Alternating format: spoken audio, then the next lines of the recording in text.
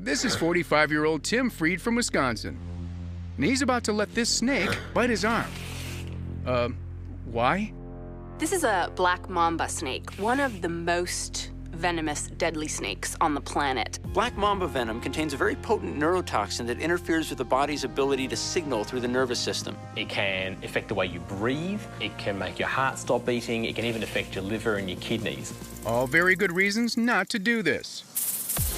2 bites, nice. I can't believe this guy was bitten by a black mamba and he survived. What's his secret? There it is. That's proof that them fangs were him. We met Tim and his collection of snakes to find out how his slithery obsession began. My first bite, I was, I believe, 5 years old as a kid from a garter snake. And at that point, I just got interested in snakes. But how does he survive this black mamba bite? Tim is essentially a walking science experiment. For the past few years, Tim has been exposing himself repeatedly to snake venom by actually injecting dilute amounts of it into his body. It's not enough to kill him, but it is enough for his immune system to recognize there's something dangerous here. And this causes his body to mount an immune response and generate antibodies, which are little molecules that bind to the toxins and neutralize them.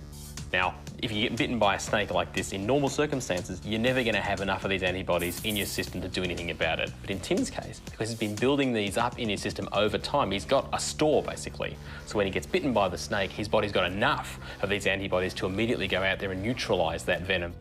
Tim is doing something very crazy, to my point of view, but on the other hand, it does kind of serve a purpose. Usually, a normal person would never inject themselves with venom. Now we can learn how the body can deal with it.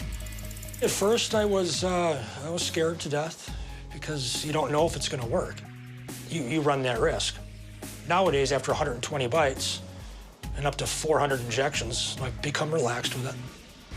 Now, for those of you watching the clip and concerned about the welfare of the snake is fine. It was being handled correctly, and it was basically behaving in exactly the same way it would at any time it strikes. Okay, but being bitten by a snake is still dangerous. The danger here, and the reason that scientists don't recommend you do this, is that in exposing himself repeatedly to black mamba venom, Tim could actually develop an allergy. And then that snake bite could cause him to go into anaphylactic shock and die. And when it comes to a black mamba, fangs, but no fangs.